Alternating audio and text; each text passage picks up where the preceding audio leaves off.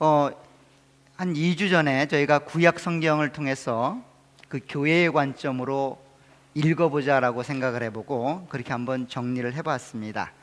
그때도 말씀드렸던 것처럼 하나님께서 이스라엘 백성들을 제사장의 나라로 생각하고 계시다라고 말씀을 드렸고, 제사장이라는 독특한 직분은 홀로 존재하는 것이 아니라 누군가를 위해서 존재한다라고 말씀을 드렸습니다.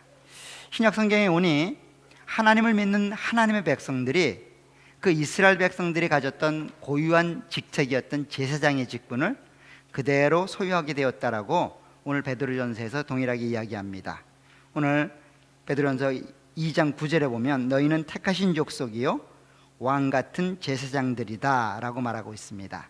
결국 우리를 부르신 하나님께서 우리를 통하여 교회로 묶으시고, 교회로 묶은 우리를 통하여 하나님께서 행하시고자 하는 제사장의 이 직임을 통하여 하나님의 나라가 확장되어지고 완성되어지는 모습을 우리 가운데 꿈꾸고 계시는 것 같습니다. 이와 같은 내용을 지난 구약 성경에 이어서 신약 성경 안에 교회사적인 관점으로 신약 성경에 기록되어 있는 내용들을 조금 이해해 보도록 하겠습니다. 다른 성경 개관이나 성경 공부와는 달리 교회사 관점에서 성경을 이해하다 보니까 성경을 전체적으로 좀 알고 계시면 좀 도움이 쉽겠다라는 생각이 드는데, 그러지 않은 분들은 조금 어렵지 않겠나라는 생각도 해보게 됩니다.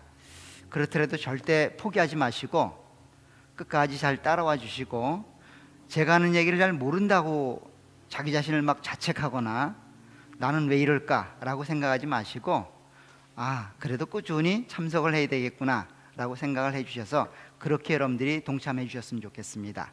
이제 다음 달부터 진행되는 초대교회사, 중세교회사, 종교개혁사 이렇게 쭉 나가다 보면 더 어려운 내용들이 있을 겁니다. 그 역사를 중요한 핵심만 갖다 이야기하기 때문에 때로는 전혀 들어보지 못한 사람의 이름도 나올 수 있을 겁니다. 그래도 여러분들은 구약 성경, 신약 성경은 끊임없이 들어봤기 때문에 조금 더 쉽지 않겠나라는 생각을 해보는데, 그렇게 한번 신약 성경을 이 교회사 관점으로 한번 정리하고 생각을 해보도록 하겠습니다. 사실 구약 성경 이스라엘 백성들의 모습을 교회로 연결시키는 것은 그리 쉬운 일은 아닙니다.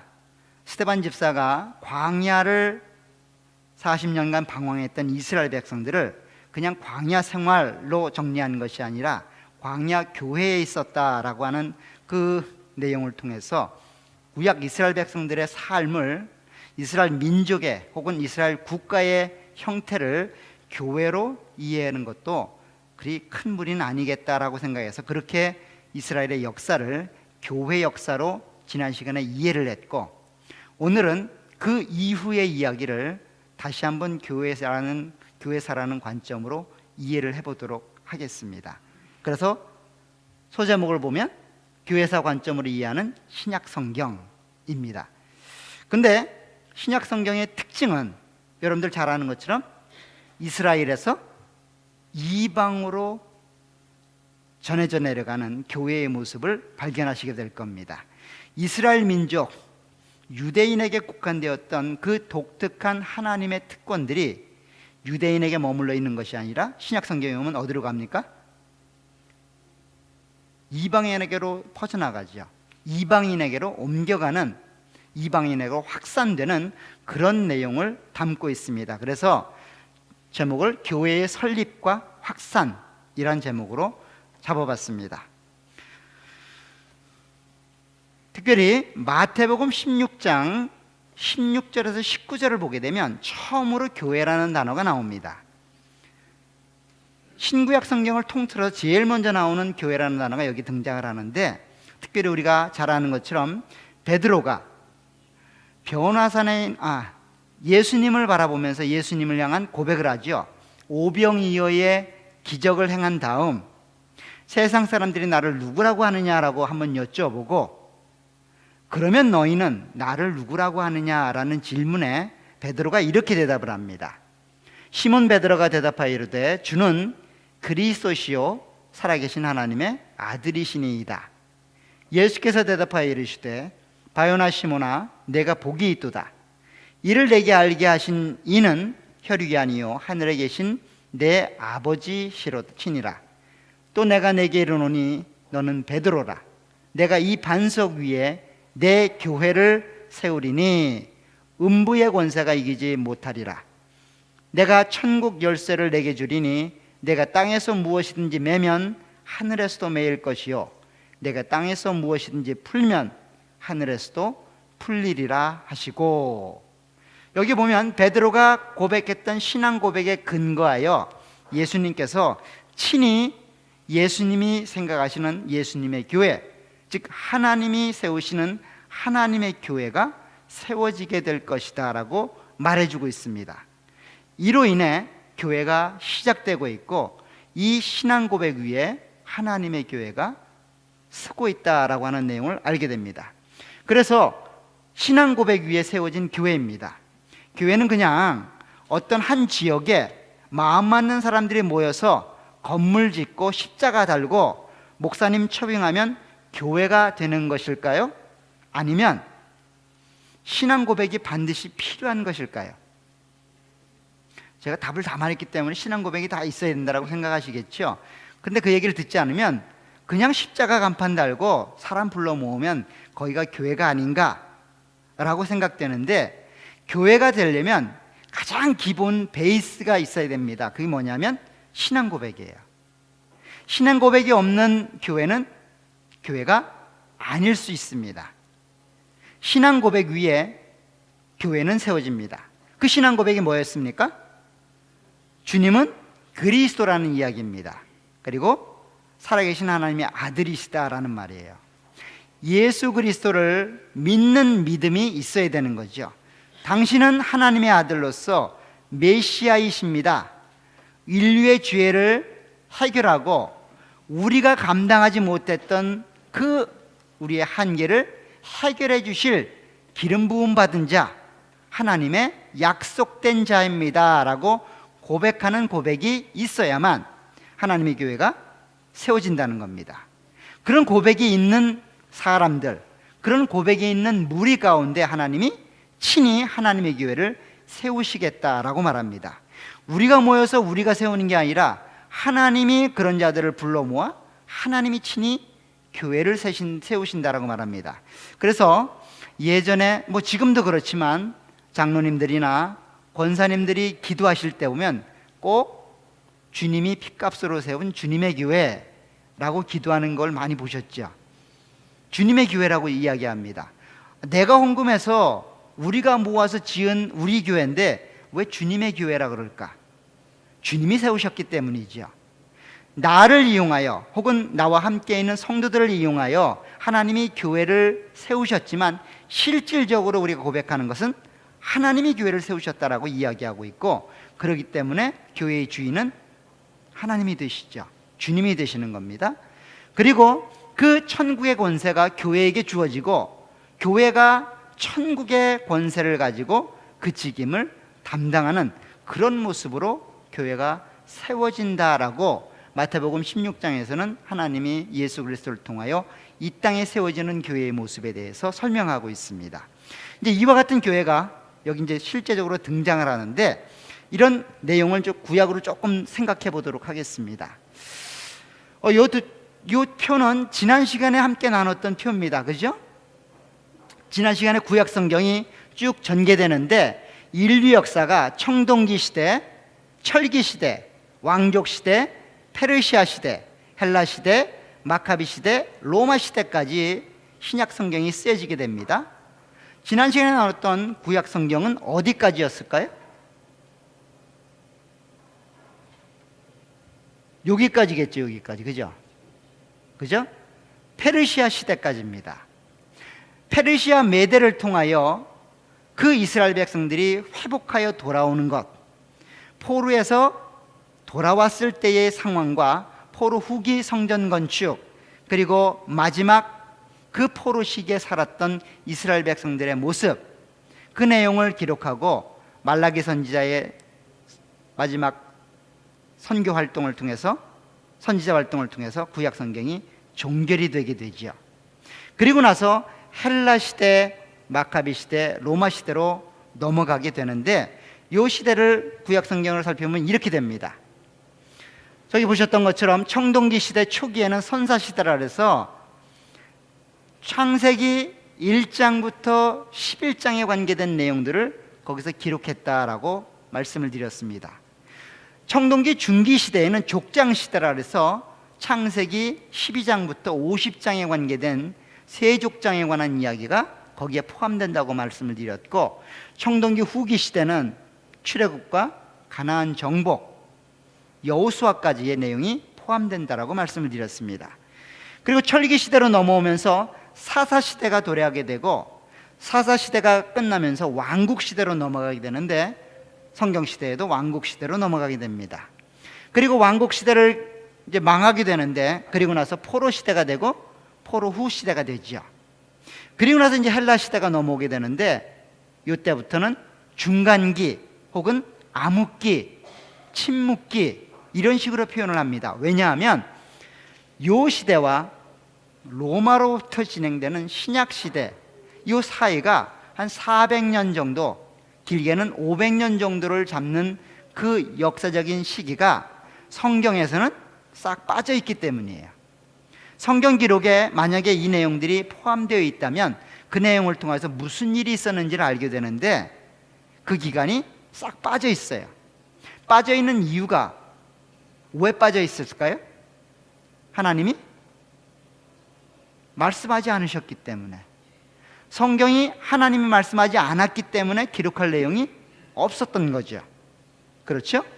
그래서 침묵기라고 이야기합니다. 하나님이 말씀하지 않았기 때문에 그 시기는 암흑기라고 얘기합니다. 영적인 모습으로 볼 때는.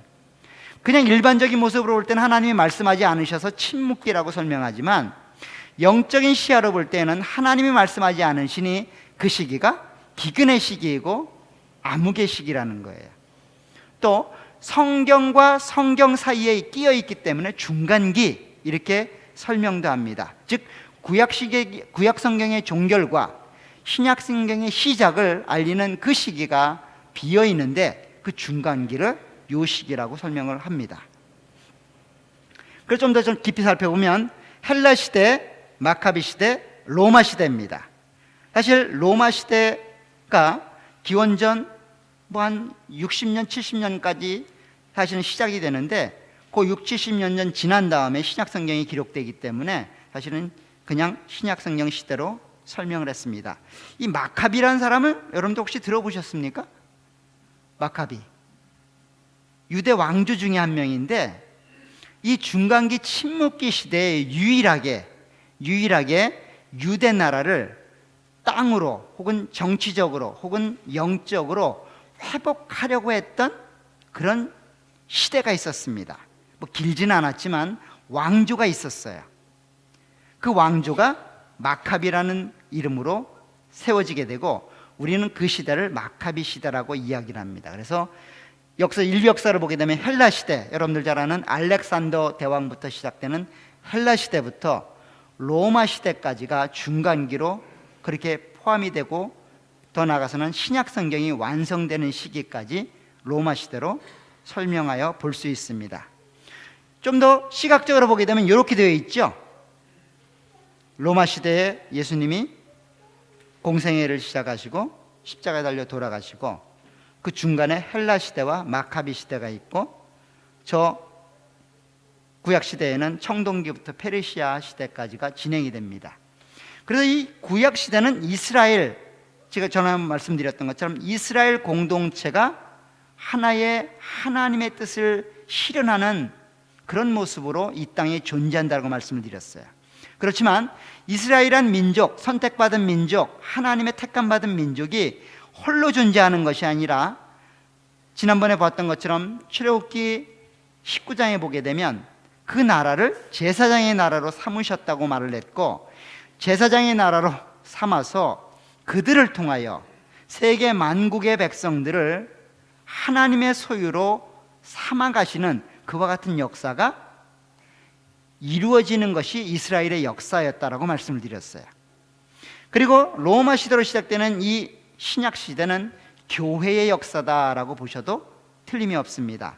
왜냐하면 이스라엘 백성들에게 약속했던 그 메시아, 그 여인의 후손이 와서 메시아가 되셔서 친히 그 모든 일들을 감당하시고 그를 믿는 사람들을 통하여 하나님의 나라를 실현하는 모습으로 그렇게 신약의 역사가 기록이 되고 있기 때문이에요. 그래서 신약을 교회의 역사로 볼 수 있습니다. 그래서 구약 성경과 신약 성경의 중간기가 그와 같다라는 것들을 여러분들이 기억을 하셨으면 좋겠고, 중간기, 침묵기, 암묵기를 왜 이런 식으로 부르는지를 한번 정리해 봤어요. 자, 침묵하시는 하나님, 어디서 많이 들어본 제목 같으죠? 침묵하시는 하나님 하면 축복일까요? 저주일까요? 저주입니까? 축복입니까?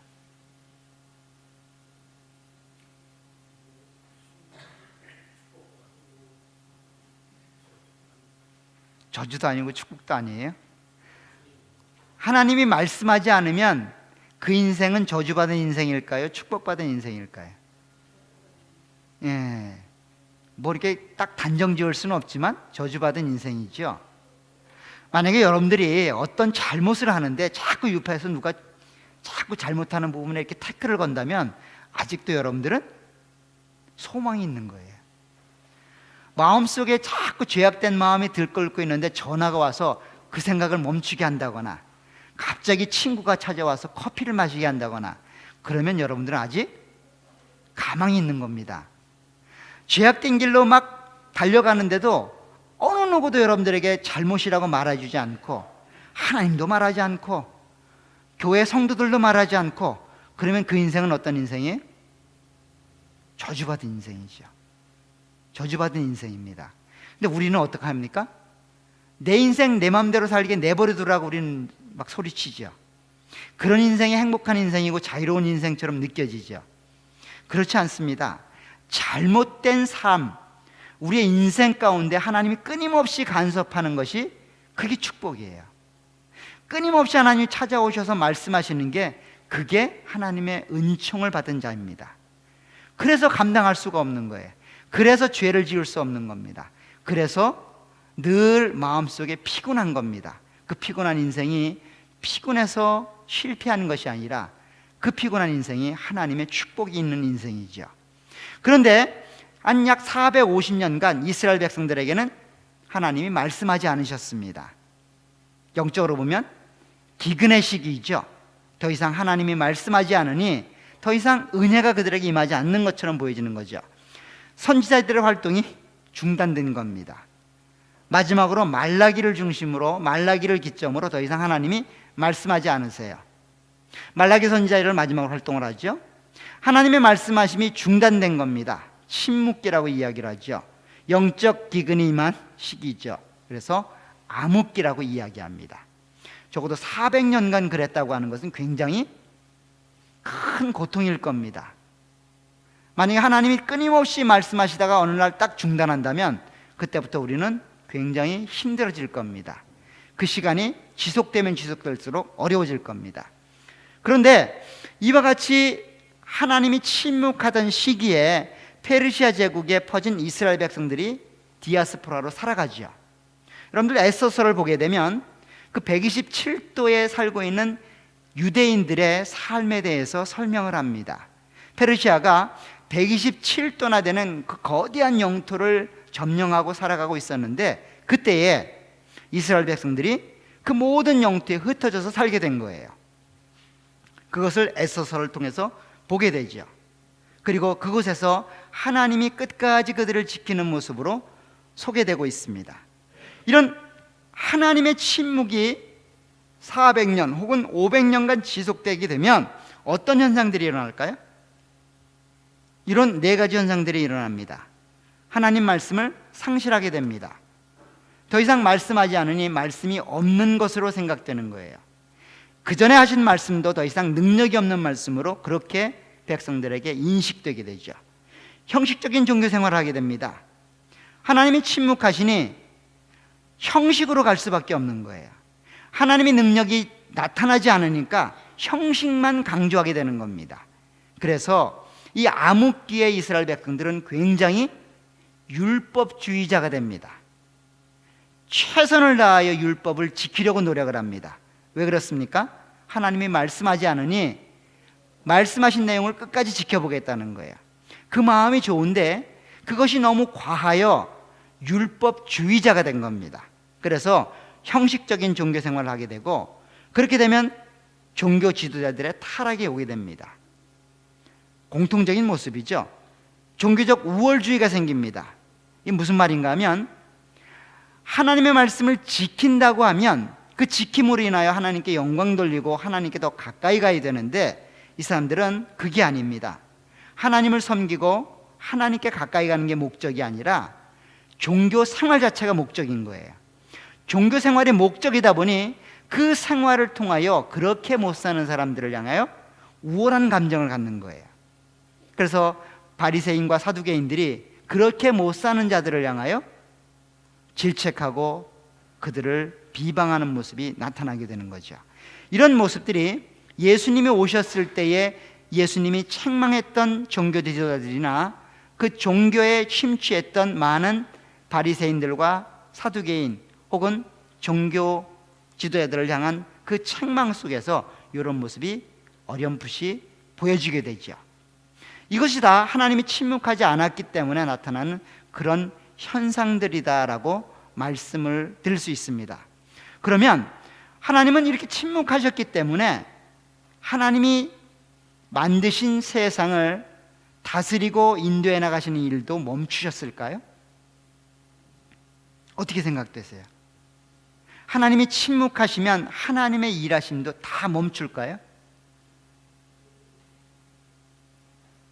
만약에 그랬다면 이 400년간은 해가 안 떴을지도 몰라요. 여름이었다가 갑자기 겨울로, 가을을 뛰어넘어 겨울로 갔을지도 몰라요. 우리 생각에는 사철이 있고 날씨가 추우면 눈이 내리고 날씨가 따뜻하면 비가 내리는 것이 자연적인 현상처럼 보여지지만 하나님이 일하고 계시기 때문입니다. 침묵한다고 하여 하나님의 섭리가 단절되고 멈춘 것은 아니에요. 하나님은 끊임없이 하나님이 만드신 세상을 하나님이 목적하심을 향하여 가도록 하셨습니다. 그 목적하심이 뭘까요? 바로 창세기 3장 15절에서 말씀하셨던 그 약속, 마지막 때에 여인의 후손으로 올 그 메시아, 그 메시아를 통하여 하나님이 세우시는 하나님의 나라를 완성하실 거라는 그 약속을 향해 달려가게 되는 거죠. 이처럼 침묵 속에 섭리하시는 하나님의 모습이 이 두 시대를 통해 드러나게 됩니다. 먼저 헬라 시대와 마카비 시대가 있는데, 헬라 시대는 조금 전에 말씀드렸던 것처럼 알렉산더라는 그 왕으로부터 시작을 합니다. 20살의 왕이 되었는데 아주 짧은 시간에 그 유럽과 이 소아시아 그리고 이 메소포타미아 지역, 그 다음에 밑에 이집트까지 다 점령하는 대왕이 되죠. 여러분들 잘 아는 것처럼 알렉산드리아라는 지역이 있습니다. 나중에 이제 교회사를 보게 되면 한 지역으로 나오게 될 텐데, 그 알렉산드리아 지역을 바로 이 알렉산더 왕의 이름을 따서 지은 지역이죠.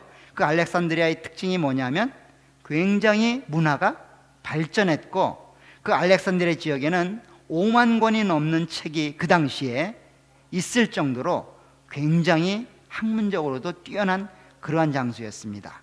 그런데 20살에 되어 왕이 되어 이 땅을 약 13년 만에 다 만드는데 그만 열병이 들어서 30대 초반에 죽음을 맞이하게 돼요.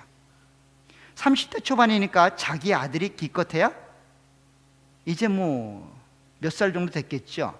그 아들들이 이 왕의 그 넓은 땅을 계승할 수가 없었어요. 그래서 후계자들을 정해놓지 못하고 죽었기 때문에 후계자들이 막 서로 쟁탈전을 하게 됩니다. 그래서 4개의 진영이 분할되게 되는데, 특별히 이집트를 중심으로는 프톨레미라는 그 왕조가 세워지게 되고, 이쪽 바벨론, 메소포타미아 이 지역에는 셀루쿠스라는 왕조가 자리하게 됩니다. 그러니까 두 왕조가 이 이스라엘 중심을 놓고 먼저 프톨레미 왕조가 영향력을 행사하죠. 그리고 후에 가서는 이 마카비 시대 때는 이 셀루쿠스라는 왕조가 영향력을 미치기 시작합니다. 그런데 이 두 왕조, 알렉산더라는 이 헬라 제국을 통하여 하나님이 어떻게 일하시냐면 디아스포라를 확대시킵니다. 더 확대시키는 거예요. 더 넓은 땅으로. 그래서 복음이 흘러갈 수 있도록 그런 전초지지를 마련하게 되는 겁니다. 여러분들 잘 아는 것처럼 사도 바울이 이방의 복음을 전하기 위해서 어느 지역을 가든 첫 번째로 찾아간 곳이 있어요. 어딜까요? 회당. 회당은 누가 세운 곳이에요? 유대인들, 이 디아스포라가 세운 곳입니다. 유대인들이 흩어진 그곳에는 유대인 가정 10명만 되면 회당을 지을 수 있었습니다. 회당을 못 지을 때는 어떻게 했습니까? 기도처를 만드는 거예요. 그러니까 기도처가 준비되어 있고 더 많은 사람이 모여지게 되면 회당을 짓게끔 되어 있었습니다. 그래서 사도 바울은 이때 디아스포라가 확장되어지고 미리 준비된 그 사역을 통해서 하나님의 복음을 손쉽게 전할 수 있었죠. 우리는 암흑기 같지만 하나님이 그 일들을 만들어가는 것들을 보게 됩니다. 또 하나의 하나님의 일하심은 70인경이 이 당시에 만들어집니다. 70인경이 뭐냐면 히브리어 성경, 구약 성경을 헬라어, 그 당시 공용어였던 헬라어로 번역하는 거예요. 히브리어를 헬라어 성경으로 만드는 일을 프톨레미 2세가 알렉산드리아 지역에서 감당하게 됩니다. 그래서 그 당시에 히브리 말이 자유롭지 않았던 이 디아스포라, 더 나아가서는 이 디아스포라를 바라보는 많은 이방인들에게 저들이 생각하고 있는 게, 저들이 믿고 있는 하나님이 전혀 우리가 이해 못하는 그런 하나님이 아니구나, 저들이 그냥 저렇게 모이는 것이 아니구나 라고 생각하게 된 거예요. 왜냐하면 그 당시 유대인들은 남자아이를 낳으면 8일이 되는 날 할례를 행했어요. 이 할례라고 하는 것은 히브리 민족의 독특한 문화이고 전통이에요. 다른 사람들이 생각할 때는 마치 미개인처럼 보이는 거예요. 어떻게 어린아이에게 그 칼을 댄다는 말인가, 이해를 못하는 거죠. 그런데 70인경 헬라어 구약성경이 나오게 되니까 그 헬라어 구약성경을 통해서 이들이 이래서 이 할례의식을 행하는구나 라고 생각하고 그들을 이해할 수 있는 거죠. 즉 70인경을 통해서 디아스포라라는 흩어져 있는 유대인들에게도 하나님을 믿는 신앙이 준비되어지고 하나님 믿는 신앙이 계속 유지될 수 있었지만, 또 하나는 이방 민족들이 그 유대인들을 생각하는 생각들을 열어주었다는 거죠. 그래서 이방인과 유대인들의 대화가 이룰 수 있는 창구로서 70인경이 이때 완성이 되는 거예요. 그렇죠? 완성이 되고, 세 번째는 유대인들을 향한 특혜가 이루어지게 됩니다. 이 안티오코스 3세라는 이 사람은 사실 셀로스라는 그 왕국의 왕인데, 이 사람을 통해서 자기의 권익을 보호하기 위하여, 이때만 해도 이제 그 프톨레미 왕조가 이렇게 좀 사그러들 때였기 때문에 힘을 얻기 위해서 유대인들에게 자기의 명예와 자기의 인기를 얻기 위하여 막 특혜를 제공합니다. 그것들을 통하여 신앙의 자유도 주고 여러 가지 일들이 막 일어나게 되는 거예요. 이런 것들을 통하여 유대인들로 하여금 다시 한번 신앙의 하나됨, 그런 내용들을 준비시키죠. 그러면서 마카비 시대가 등장합니다. 이런 자유가 주면서 이렇게 등장을 하는데, 이 마카비 시대 때 성전이 재봉헌됩니다. 왜 그런가 하면 이 당시만 해도 그 이방 왕들이었던 저 헬라 왕들이 와서 막 예루살렘 성전을 막 더럽혀 놓은 거예요. 그래서 이 성전을 재봉헌하는데, 그 재봉헌하는 그 절기를 지금 유대인은 지키죠. 하누카라는 절기로. 여러분들 아십니까? 수전절이라는 건데 하누카라는 절기를 지금 유대인들도 지키고 있어요. 우리는 지키지 않지만 그런 성전 재봉헌을 할 수 있는 신앙의 재도약을 할 수 있는 그런 의미가 있었고, 또 하나는 셀루코스 왕조가 아까 말했던 것처럼 종교의 자유를 허락해서 신앙과 믿음으로 하나 될 수 있는 그런 기회를 허락해 줍니다. 그래서 이 시기에 마카비가 왕조로서 나라를 다스릴 때 솔로몬의 시대의 영토만큼 이스라엘 나라가 영토를 되찾습니다. 짧은 시간이지만 되찾아서 그 안에서 하나님을 믿는 모습으로 하나님의 백성으로 그렇게 생각을 했던 거예요. 그래서 많은 사람들은 이 마카비 왕조가 우리가 기다렸던 메시아가 아닌가라고 착각들도 했는데 결국은 가다가 이제 무너지게 되죠. 물론 이 마카비 시대 때 등장했던 정치 세력들이 우리가 잘 아는 바리새인과 사두개인들이에요. 바리새인과 사두개인들이 서로 정략적으로 막 싸움을 합니다. 그래서 서로 합치기도 하고 서로 헤어지기도 하고, 때로는 바리새파가 정권을 잡기도 하고 때로는 사두개파가 정권을 잡기도 하고, 그런 시대적인 영향이 계속해서 예수님의 시대까지 흘러가게 되는 것이죠. 이처럼 헬라 시대와 마카비 시대가 침묵이었지만 하나님이 준비하시는 그런 내용으로 설명이 가능해진다는 거예요. 근데 이런 내용이 성경에도 기록이 되어 있습니다. 우리가 알고 있는 시편의 구성에 나타난 하나님의 섭리입니다. 제가 한번 이걸 사실 이 내용을 가지고 제가 마스터 논문을 썼었는데 이걸 제가 한번 강의를 한번 했었죠. 생각이 나시나 모르겠는데 안 나셔도 괜찮습니다. 무슨 얘기인가 하면 시편 5권으로 기록되어 있는 이 150편의 구성을 보게 되면 그 구성을 통하여 하나님의 일하심이 그 이스라엘 민족을 통해서 실현되고 있다는 것들을 알 수 있습니다. 무슨 얘기인가 하면 시편 하나하나의 내용은 왕조 시대에 다 완성이 된 거예요. 그런데 그 완성됐던 시편을 가져다가 150편으로 나열하고 편집하고 완성하는 시기는 사실은 그 왕조 시대가 아니라 늦게 잡기는 기원 후 1세기까지 잡습니다. 그것을 어떻게 알 수 있냐면 어떤 사본에는 152편까지 있고 어떤 사본은 148편까지 있는 사본도 있어요. 그러니까 150이라고 하는 그 숫자가 딱 정형화되어지고 완결된 것은 아마 기원 후 1세기 전후라고 대부분들을 이야기를 합니다. 그리고 그 시편에 붙여진 타이틀이 있어요.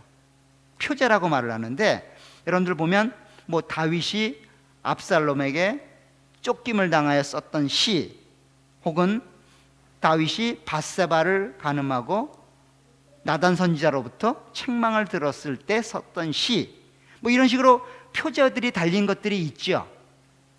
그 표제가 사실은 다윗이 내가 이때의 심정을 이렇게 쓴다라고 해서 표제를 기록한 것은 아닙니다. 후대의 학자들이, 후대의 편집자들이 그 내용을 편집할 때에 이 시편은 그런 시편이다라고 생각해서 그렇게 표제를 달아놓은 거예요. 근데 그 표제를 잘 연구해 보면 그 150편의 시편이 모여질 때의 시대적인 상황과 그 신학적인 내용, 그리고 그 시편을 통하여 말하고자 하는 의도들을 깨달을 수 있는 거죠. 그 내용을 한번 살펴보도록 하겠습니다. 자, 시편의 완성은 조금 전에 말했던 것처럼 1세기 AD 전후라고 얘기하고 있고, 각 권의 시편은 왕국 시대에 완성이 된 겁니다. 그런데 시편의 내용을 보게 되면 1권, 2권은 다윗 왕조의 영화로움에 대해서 설명을 합니다. 그래서 대부분의 시편이 다윗의 시편으로 소개되고 있어요. 그리고 그 시편 자체도 굉장히 기쁘고 영광스러운 내용들로 주류를 이루고 있습니다. 제3권에 가게 되면 굉장히 시편이 음흉하고 아주 침울한 모습으로 흘러가게 됩니다. 그리고 다윗이라는 이름보다는 다른 이름들이 많이 등장을 하게 돼요. 그 이유는 바로 다윗 왕조의 몰락을 이야기하고 있습니다. 결국 포로 후기 시대에 살고 있는 이스라엘 백성들에게 다윗 왕조의 영화를 생각하고 그 영화로운 다윗 왕조가 멸망하여 더시랑 다윗 왕조의 후손이 왕위를 계승하지 못하는 그 시대적인 상황을 설명한 거예요. 그리고 4권 5권에 가면 다시 새로운 시작을 기대하고 소망하는 듯한 그런 뉘앙스로 시편의 표제들이 달리게 됩니다. 그래서 끝을 145편부터 진행이 되게 되는데, 그 내용의 특징을 살펴보면 이렇습니다. 율법을 통한 부흥과 회복을 노래하는 게 시편이에요. 그래서 시편 1편, 2편까지 서론이라고 보고 있는 그 시편을 보게 되면 핵심이 뭡니까? 율법을 주야로 묵상하는 자, 그게 시편 1편의 핵심 아니에요. 그런 자가 하나님의 인정을 받는다. 그리고 2편에서는 하나님이 낳은 하나님의 아들, 그가 왕으로 세움을 받게 되어지고, 그를 통하여 세상 만국의 왕들이 그에게 굴복하는 내용으로 2편이 기록이 되고 있습니다. 그렇죠? 그리고 1권, 2권, 3권까지 내용이 끝나고 나서 이 새로운 다윗 왕조의 영광을 소망하는 이 4권의 시작을 우린 시편 90편으로 보는데, 그 90편이 모세의 노래로 되어 있어요. 유일하게 모세의 노래가 한 번 나오는데 그게 90편입니다. 그래서 새로운 시작을 율법으로 돌아가는 것으로 시작하는 90편 모세의 노래를 통하여 하나님이 시내산에서 맺었던 언약, 율법에 대한 내용으로 이스라엘 백성들이 돌아가는 길만이 새로운 회복과 영광을 얻는 유일한 길이다라고 생각하게끔 만드는 거예요. 그리고 나서 그와 같이 하나님의 율법으로 돌아가게 되면 하나님의 영광이 드러나게 될 것이다라고 하면서 끝을 어떻게 합니까?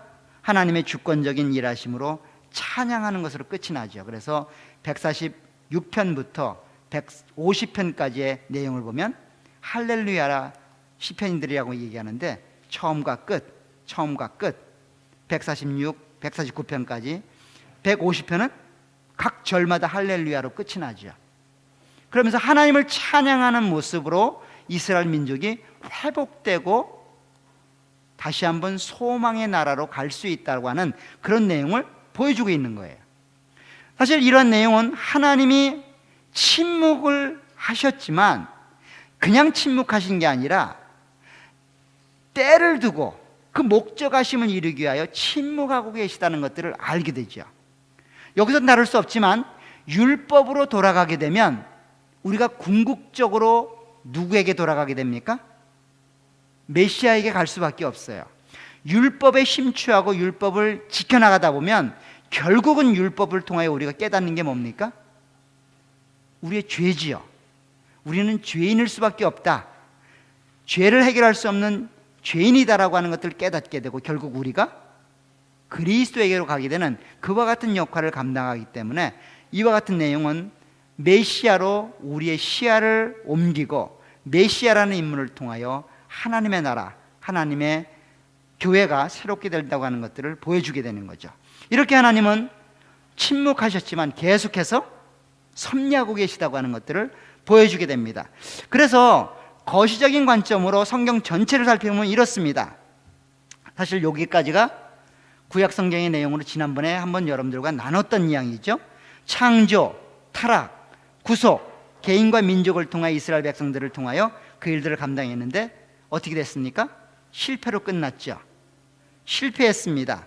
율법을 통하여 구속의 길들을 열어놓았는데 그 길을 이스라엘 민족이 철저히 실패했죠.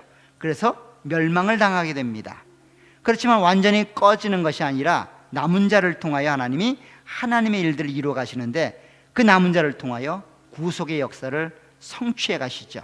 그리스도라는 사람을 통하여, 그리스도가 오심을 통하여 율법을 완성하고, 그 그리스도를 통하여 십자가 부활을 통하여 복음을 만들어내고, 그 그리스도를 통하여 에덴 동산에서 잃어버렸던 하나님과의 관계, 에덴 동산에서 막혀버렸던 생명나무로의 가는 길, 모든 길들이 열리고 모든 관계가 회복되는 모습으로 그렇게 구속이 주어지고, 구속받은 백성들이 하나님의 교회로 모여져서 하나님의 칭의와 하나님의 거룩한 모습으로 변화되어가는 그와 같은 교회 성도들의 모습이 신약 성경에 기록되고 있고, 그분의 다시 올 것을 소망하며 그분을 바라보며 그렇게 삶을 살아가도록 신약 성경이 마무리되고 있는 것이죠. 그렇죠?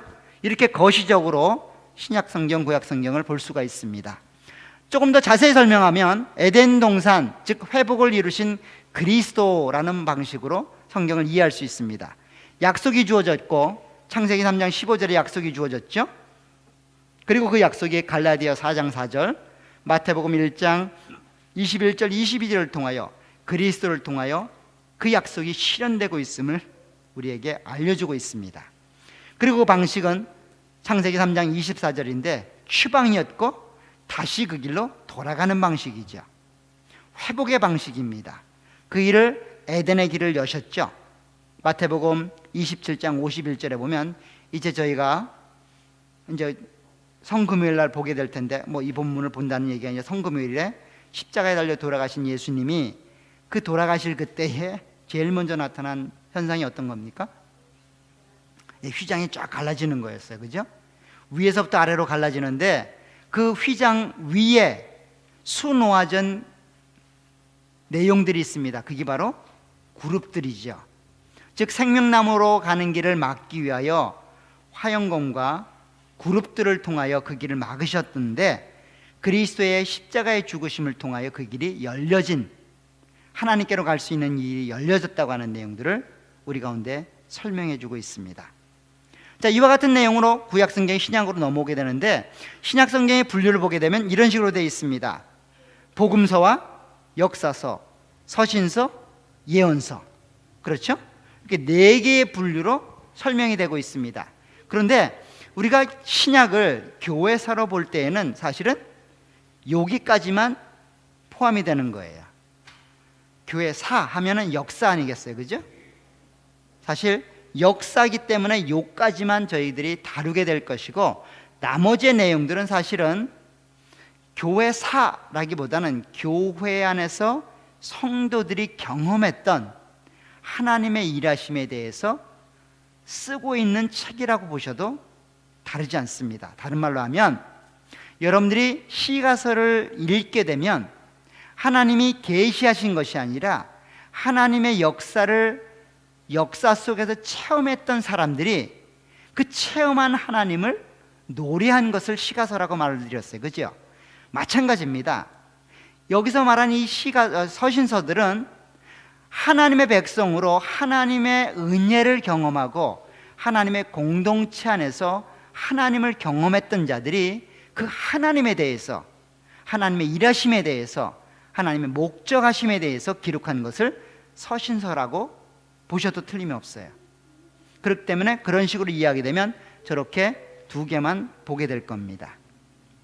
자, 그리스도와 교회의 시작과 교회의 전파라고 복음서와 사도행전까지의 역사를 정리할 수 있습니다.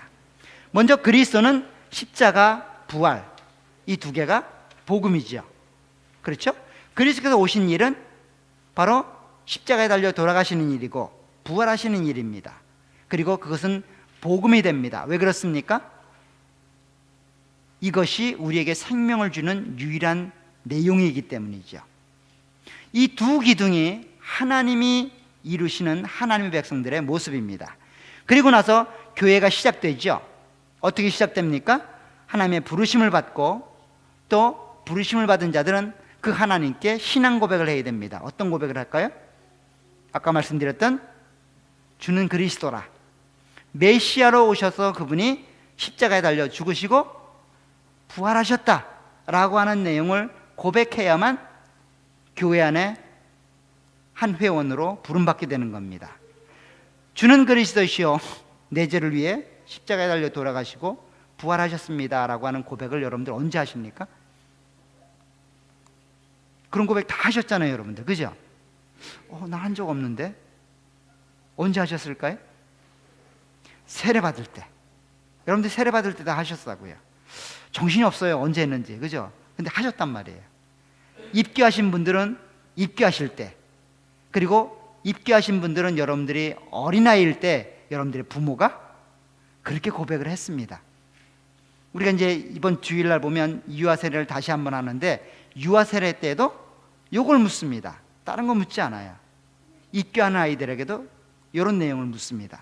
결국 신앙 고백을 통해서 하나님의 부르심이 확증되고 교회 안에 새로운 모습으로 시작이 되는 것이죠. 그리고 나서 교회가 이제 전파되는 것이 사도행전의 역사죠. 유대인에게서 이방까지 복음이 흘러가게 되고 교회는 그리스도의 몸으로 그 일들을 감당하게 됩니다. 그렇죠? 그런 모습으로 이제 나타나게 되는 겁니다. 자, 바울의 전도 여행을 한번 살펴보면 지난번에 한번 나눴던 이야기인데 5차 전도 여행까지 생각할 수 있습니다.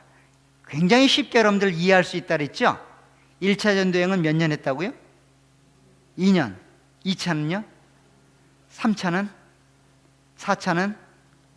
5차는? 예, 굉장히 쉽죠? 어쩌면 이럴 수 있을까? 근데 실제로 그래요. 그냥 하나씩만 더 플러스하면 됩니다. 1차 전도여행이 끝나고 몇 권의 책을 썼을까요? 1권. 2차는요? 2권. 3차는요? 3권. 4차는요? 4권. 어찌 이럴 수 있을까? 근데 실제로 그래요.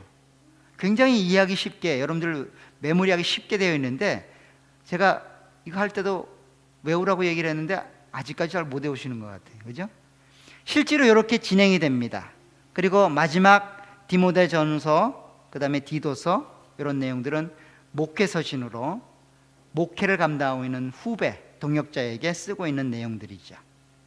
자, 이렇게 내용들이 있는데 이 내용들을 보게 되면 사실은 사도행전 1장 8절을 중심으로 그 전체적인 내용이 전개가 됩니다. 우리가 잘 아는 것처럼 오직 성령이 너에게 임하시면 너희가 권능을 받고 예루살렘과 온 유대와 사마리아와 땅끝까지 이르러 내 증인이 되리라 하시니라.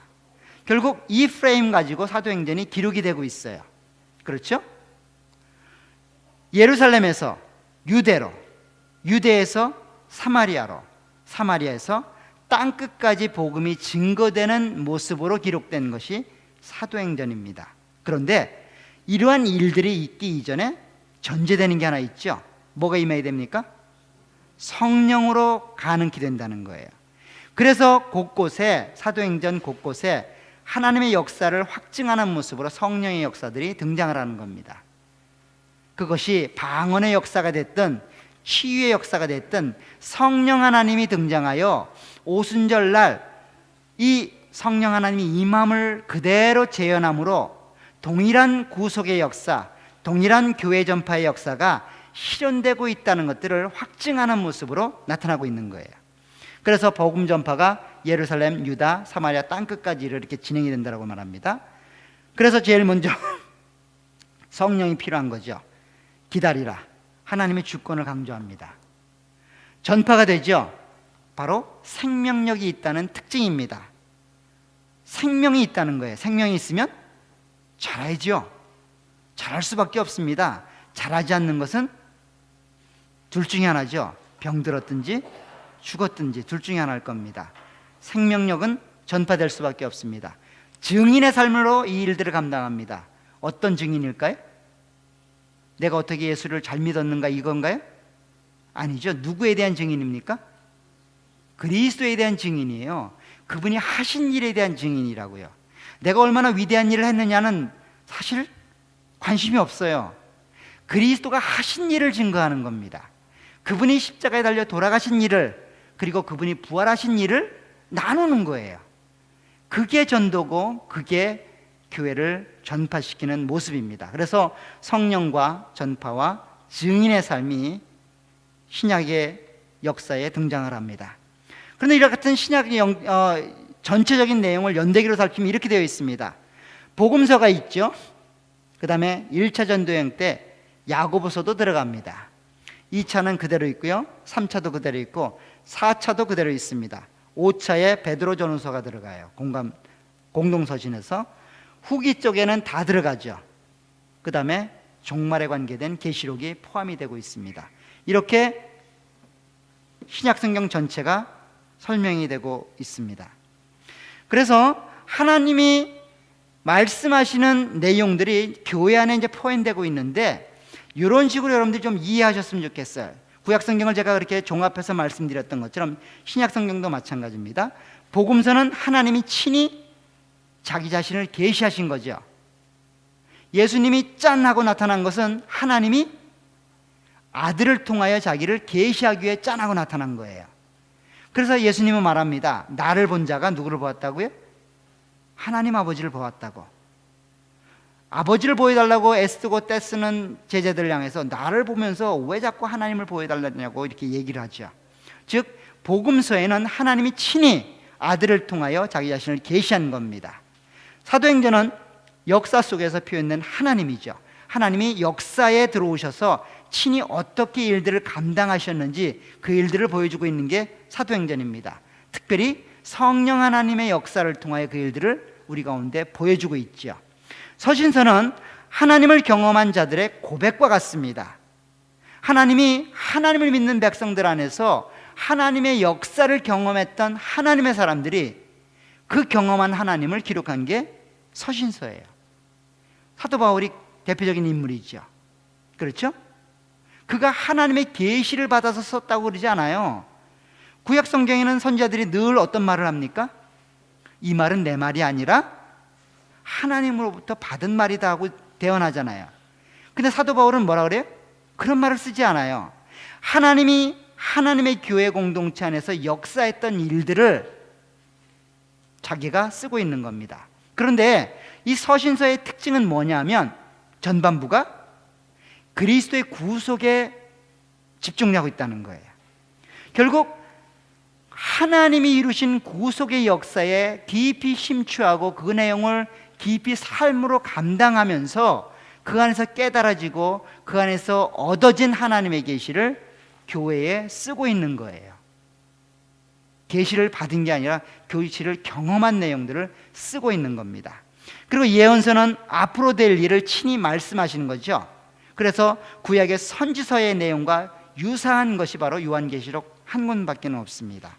그렇게 여러분들이 성경을 조금 이해하시고 보시는 것이 도움이 될 거라고 생각됩니다. 자, 그래서 이제 교회 공동체가 시작이 되는데 구약의 모습과 신약의 모습이 굉장히 비슷하게 시작을 합니다. 지난주에 말씀드렸던 것처럼 구약의 이스라엘 백성들이 약속의 땅에 들어갔을 때 한 가지 사건을 경험한다 그랬어요. 그것이 아간의 범죄로 인한 이스라엘 백성들의 전쟁에서의 실패를 경험하는 일들입니다. 약속의 땅에 들어가 약속의 땅을 정복하는데 첫 번째로 등장한 기록된 내용입니다. 잘 아는 것처럼 가나안 땅의 것을 자기의 소유로 삼지 말아라. 즉 헤렘, 그때 너무 바쁘게 나와서 헤렘이란 말이 뭐냐 그러면 버린다는 뜻이에요. 하나님께 진멸하여 바친다는 뜻입니다. 그것은 손을 대지 않는다는 거예요. 그 가나안 땅에 있는 것은 어떤 것으로도 내 것으로 삼지 말으라는 하나님의 뜻인 거죠. 그 말은 곧 하나님을 의지하며 살아가는 것, 그것이 가나안 땅이고 젖과 꿀이 흐르는 땅입니다. 여러분들 가나안 땅 혹시 그 성지순례 한번 가보신 분 계세요? 아무도 없으시군요. 제가 틀린 말을 해도 모르겠네요. 그럼 사실 가나안 땅은 젖과 꿀이 흐르는 땅이라기보다는 척박한 땅이에요. 근데 그게 왜 척박한 땅이냐면 비가 안 내리기 때문입니다. 비가 내리면 그곳에 새싹이 돋아나고 풍요로운 땅이 될 수 있지만 비가 멈추면 척박한 땅이 될 수밖에 없어요. 젖과 꿀이 흐른다는 말은 무슨 말이냐면 하나님이 그렇게 너희들에게 관심을 두고 너희를 대해주겠다는 거예요. 그래서 이스라엘 백성들이 범죄하고 하나님께 대적하면 하나님이 제일 먼저 하시는 일이 뭐예요? 하늘에서 우로를 내리지 않겠다는 겁니다. 즉 비와 이슬을 내리지 않으면 그 땅은 사막이 되어버립니다. 젖과 꿀이 흐르는 땅이 아닌 거예요. 결국 젖과 꿀이 흐른다는 말은 무엇인가 하면 하나님을 의지하고 신뢰하고 믿고 따라갔을 때에 젖과 꿀이 흐르는 땅이 되는 거예요. 그런 내용을 이 아간의 범죄를 통해서 보여주고 있는 겁니다. 나를 의지해야 된다.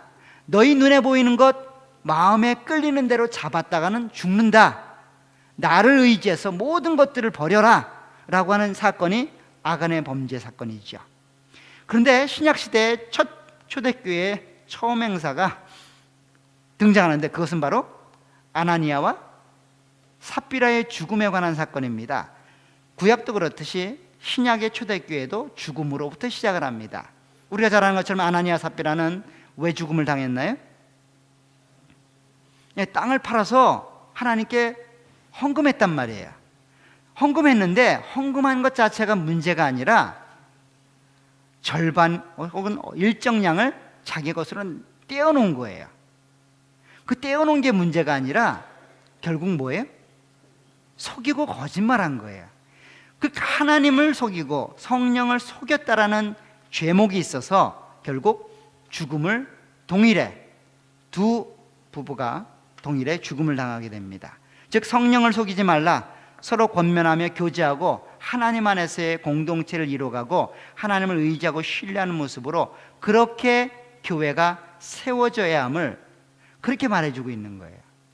구약의 시작과 신약의 시작이 그렇게 다르지 않습니다. 결국 하나님의 공동체에서 최우선적으로 여러분들의 마음속에 둬야 되는 건 뭐예요? 성령 하나님을 여러분들 안에 신실하게 인정하시고 그분의 주권과 그분의 일하심에 대해서 끝까지 믿고 따라가는 그런 모습이 있어야 될 것입니다. 자, 이스라엘 공동체와 교회 공동체의 차이점에 대해서 한번 비교 분석을 해보았습니다. 구약의 이스라엘 공동체는 혈연 공동체죠. 그렇잖아요. 이스라엘 민족은 이스라엘 민족만 들어올 수 있습니다. 신약은 어떤가요? 예수 공동체죠. 예수 믿는 자는 누구나 다 들어올 수 있습니다. 여기에는 더 이상 민족이란 말이 없어요. 교회 공동체는 민족주의가 아닙니다. 그래서 민족주의를 강조하게 되면 어떻게 돼요? 나치즘이 되는 거예요. 굉장히 여러분들 심각하게 생각하셔야 될 부분입니다. 교회는 더 이상 민족이 없어요. 하나님을 믿는 사람은 다 교회 안에 한 형제, 한 자매입니다. 그것이 구약의 이스라엘과 가장 큰 차이점이죠. 두 번째는 지역 공동체죠. 약속의 땅에 머물러 있어야 됩니다. 약속의 땅을 벗어나는 건 뭐예요? 곧 죽음이에요. 그래서 다윗이 약속의 땅에서 벗어나 사울을 피하여 막 도망을 다니게 되는데 그때 한탄하면서 그럽니다. 나로 하여금 하나님을 섬기는 일들을 제한하고 막고 있다라고 표현을 해요. 그 말은 건 뭐냐면 약속의 땅을 어쩔 수 없이 떠나가는 바울의 심정이 다윗의 심정이 그와 같다는 거예요. 그런데 신약에 오면 어떻게 합니까? 지역이 구분이 없죠. 단 믿음이 있어야만 합니다. 그래서 믿음의 공동체인 거예요. 동일한 신앙으로 어느 지역에 있든 어떤 상황에 있든 동일한 신앙을 고백하면 그 사람이 곧 나의 형제이고 나의 백성이 되는 거예요. 그 사람이 영어를 쓰든 아니면 스페니쉬를 쓰든 상관하지 않습니다. 동일한 고백과 동일한 신앙을 갖고 있으면 그 사람은 곧 나와 동일한 공동체라는 것들을 말해줍니다. 세 번째는 할례 공동체지요. 이스라엘 민족은 반드시 할례를 행해야만 합니다. 그렇죠? 신약의 공동체는 어떤 공동체인가요? 세례를 받아야만 합니다. 세례 공동체죠. 그래서 언약 백성의 표징으로 구약의 이스라엘 백성들은 할례를 행하지만 신약의 언약 백성들은 어떻게 합니까? 세례를 받아야만 해요. 세례를 받아야지 세례 공동체 안에 들어오실 수 있습니다. 자, 구약의 공동체는 그리스도를 믿음으로 바라보게 되지요. 하나님의 여인의 후손이 올 것을 믿음으로 바라보고 있지만 신약의 공동체는 그리스도의 사역을 믿음으로 받지요. 이미 과거에 이루신 십자가와 부활을 믿음으로 우리의 것으로 받는 그러한 모습입니다. 오실 메시아를 소망하지만 신약의 공동체는 다시 오실 메시아를 바라보고 소망합니다. 선지자를 통해 말씀하지만 신약 성경은 성령 하나님이 친히 인도하셔서 우리 가운데 그 말씀으로 조명하시고 인도해 가시죠. 율법을 지킴으로 언약에 동참하지만 신약 공동체는 감사의 법으로 언약 백성이 되고 하나님의 구속받은 백성이 되었으므로 감사의 법으로 그 법을 지키게 됩니다. 생명을 향해 달려가지만 신약은 생명을 받은 자로 살아가죠. 그렇잖아요. 그리스도의 십자가를 통해 생명을 얻으려고 달려가지만 우리는 그리스도의 십자가를 이미 경험한 자들이고 그 안에 생명이 주어진 자들이기 때문에 그렇게 믿음으로 살아가게 되어집니다. 결론입니다. 드디어 결론이에요. 굉장히 행복하시죠? 여러분들이 한번 웃어주셔야 저도 웃고 그러는데 저만 떠드는 것 같아요. 잘 따라오시죠? 예. 자, 결론입니다. 교회는 유기적 언약 공동체라는 거예요. 신약 성경의 독특한 특징입니다. 여기 보면 언약 공동체라는 말이 있고 유기적이라는 말이 있습니다. 언약 공동체라는 말은 언약으로 하나가 되었다는 거예요. 언약이란 말은 무엇인가 하면 서로가 감당해야 될 책임이 있다는 거예요. 책임이 있는데 그 책임을 감당하지 못하면 그 책임의 영향력이 그 당사자뿐만 아니라 그 공동체 안에 있는 또 다른 자에게도 영향을 미친다는 거예요. 그게 유기적이라는 뜻이에요. 그래서 교회는 하나의 몸으로 불려집니다. 그렇잖아요, 그죠? 내 옆에 있는 사람이 죄를 짓게 되면 그 죄의 영향력이 나에게도 미친다는 거예요. 그렇잖아요. 여러분들 가정에 가족 일원이 몹시 아파요. 그럼 그것이 아픈 사람에게만 딱 떠납니까? 아니잖아요. 그 아픈 사람 때문에 가족 전체가 우울하잖아요. 삶 자체가 힘들잖아요. 마찬가지라는 거예요. 언약 공동체, 유기적 언약 공동체란 말은 그와 같은 모습으로 우리가 묶여져 있다는 거예요. 그리스도가 머리가 되시고 우리가 지체의 각 부분으로 서로에게 영향을 주고받는 그런 공동체가 되었다는 겁니다. 두 번째는 교회는 동일한 신앙 고백 위에 세워지는 언약 공동체입니다. 가장 핵심이 되는 게 동일한 신앙 고백이에요. 이 신앙 고백이 없이는 우리는 하나가 될 수 없습니다. 그냥 십자가 달렸다고 들어오고 그냥 목사님 설교 좋다고 오는 게 아니라 내가 고백하는 내용과 내 옆에 앉아있는 사람이 고백하는 내용이 같아야 되는 거예요. 그래야만 언약 공동체로 살아갈 수 있습니다. 교회는 그리스도의 구속의 성취로 하나님과 동행하는 삶을 훈련하는 곳입니다. 하나님과 함께하는 삶을 여기서 훈련하는 거예요. 어디서요? 여기서, 교회에서. 교회는 일하는 것이 아니라 하나님의 자녀로 만들어져 가는 곳이에요. 여기서 훈련해서 어디다 써먹을까요? 세상 나가서 써먹어야죠. 여러분들의 가정에 가서, 여러분들의 직장에 가서, 여러분들의 삶의 터전에 가서 훈련한 내용을 삶으로 드러내는 겁니다. 교회는 그래서 훈련소 같은 것이에요. 그렇죠? 기압 빠지면 기압을 충전하고 다시 또 나가고 이런 작업을 일주일에 한 번씩 하시잖아요. 안 하세요? 주일날 와서 하시는 일이 그런 얘기입니다.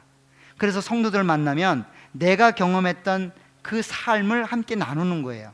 주일날 굉장히 중요한 일들 중에 하나는 성도들이 만나서 하나님이 은혜를 주신 것들을 함께 나누는 겁니다. 성도의 교제죠. 성도의 교제를 통해서 하나님이 일하고 계시는구나, 하나님이 지금도 우리 공동체 안에서 우리 성도님들 안에서 역사하고 있구나라고 하는 것들을 계속해서 주고받으셔야 돼. 내가 풍성하면 나눠주시고 내가 부족하면 남으로부터 받으셔야 된다고요. 그래야지 여러분들이 살아남을 수 있고 교회로서의 기능을 다하는 겁니다. 교회의 최종 권위는 하나님 말씀입니다. 우리의 경험이 아닙니다. 우리의 지식이 아니에요. 하나님 말씀으로 모든 일들이 권위 있게 통제받게 됩니다. 구원받은 성도의 감사는 율법을 지킴으로 표현됩니다. 여기서는 더 이상 율법이 구원을 얻는 수단이 아닙니다. 율법을 지키는 것은 구원받은 자의 감사로서 하나님께 드려지는 모습이죠. 다시 오실 메시아를 소망하며 살아가게 됩니다. 즉 우리의 유일한 소망은 뭡니까? 재림주 예수를 기다리는 거예요. 이 땅에서 잘 되는 게 아니죠. 이 땅에서 내 계획 잘 이루는 게 아닙니다. 천국 가는 거잖아요, 그죠? 천국 가기 위하여 예수님이 오시는 것들을 기다리고 소망하고 그분을 바라보는 것, 그것이 교회 안에서의 보여지는 모습이고 신약 성경이 이러한 내용들로 우리 가운데 소개되고 있습니다. 이제 이러한 내용들이 역사 속에서 각 교회마다 시대마다 어떻게 이루어지고 있는지를 역사적인 관점으로 이제 다음 달부터 차근차근 배워나가게 될 겁니다. 특별히 여러분들 가운데 이런 교회사 연구 발표를 통해서 하나님 안에서 주어진 구원, 또 하나님 안에 주어진 교회 공동체, 이 귀중함과 소중함을 여러분들이 삶으로 살아가시기를 간절히 축원합니다. 기도하도록 하겠습니다. 하나님 아버지, 주의 은혜와 은총을 감사합니다. 오늘 신약 성경에 기록되어 있는 하나님의 말씀들을 교회의 관점으로 함께 생각해보고 함께 묵상했습니다. 이러한 내용들이 하나님의 교회 안에서 하나님의 일들을 감당하며 함께 신앙생활하는 저희들에게 큰 기쁨이고 큰 내용이 될 수 있도록 은혜로 함께해 주옵소서. 이제 다음 달부터 진행되는 그 교회 사회 역사들을 함께 묵상해 나갈 때 여전히 하나님이 함께해 주셔서 은혜로운 시간 되어지게 하시고 기쁨의 시간 될 수 있도록 인도해 주옵소서. 예수님의 이름으로 기도합나이다.